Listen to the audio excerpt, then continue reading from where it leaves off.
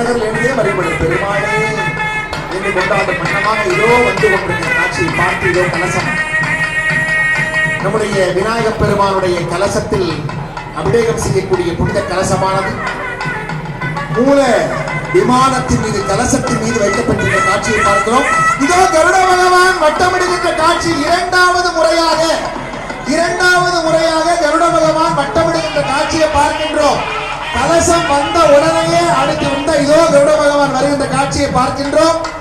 மிக சிறப்பாக கருட பகவான் வட்டமிட்டுக் கொண்டிருக்கிற காட்சியை பார்க்கின்றோம். 33 தேவர்களும் வந்து ஆசீர்வதித்து விட்டார்கள். மரகத விநாயகப் பெருமான் கும்பாபிஷேகத்தை நான் ஏற்றுக்கொண்டு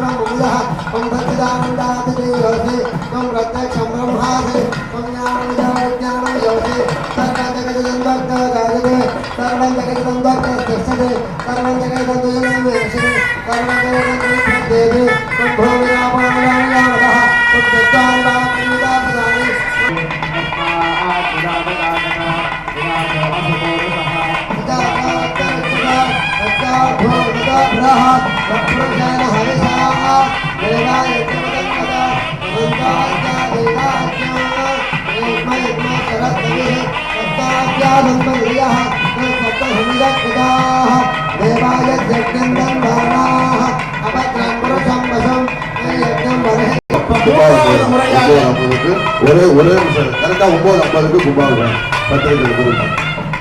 9:50 சரியாக கும்பாபிஷேகம் நடைபெற இருக்கின்றது. மிக சரியாக இன்னொரு 2 மணித்துளிகள் இருக்கின்றது. குடத்தில் மாந்தி என்று கண்ணதாசன் பாடுவாரே, அதே போல இதோ அந்த கங்கை நீர் என்று சொல்லப்படக்கூடிய புனித நீரானது இன்னும் சில மணி துளிகளிலே அந்த இறைவனுடைய பரிபூர்ண அருட்காட்சியை இங்கே ஆனந்தமானது நடைபெறுகிறது. ஜோரா எல்லாரும் கை தட்டலாம். ஆனந்தமா இதோ கும்பாபிஷேகம் நடைபெற இருக்கின்றது. ஆனந்தமா கும்பாபிஷேகம் மேலே கௌரவமா வட்டம் போட்டுக் கொண்டிருக்கிறார். இப்பொழுது கும்பாபிஷேகமானது நடைபெறுகிறது. இதோ மலர்களால் துணி புண்ணியம் செய்வார்க்கு பூவுண்டு நீர் என்று சொல்லும் வண்ணமாக மரகத விநாயகப் பெருமானே போற்றி, மரகத விநாயகப் பெருமானே போற்றி,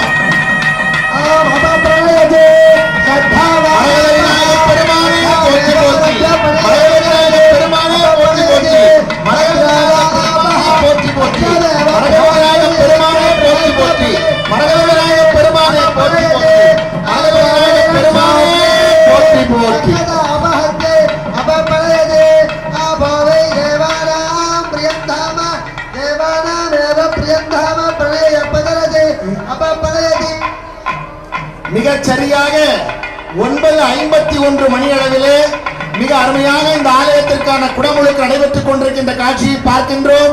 விநாயகப் பெருமான் எல்லோருக்கும் நலங்களை வளங்களை ஆரோக்கியத்தை தர வேண்டும் என்று எல்லா நலத்தோடும்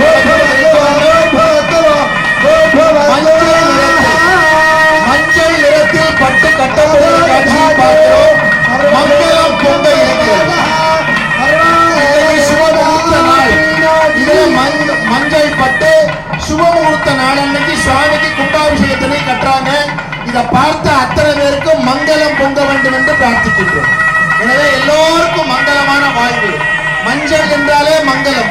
அதனால அத்தனை பேருக்கும் மங்களமான வாழ்வை அந்த மரகத பெருமான் தர வேண்டும் என்று பிரார்த்திக்கின்றோம். எல்லோருடைய உடல் பிணி நீங்கி ஆரோக்கியம் பெருகி செல்வ வளம் பெருகி எல்லோருடைய நினைத்த காரியம்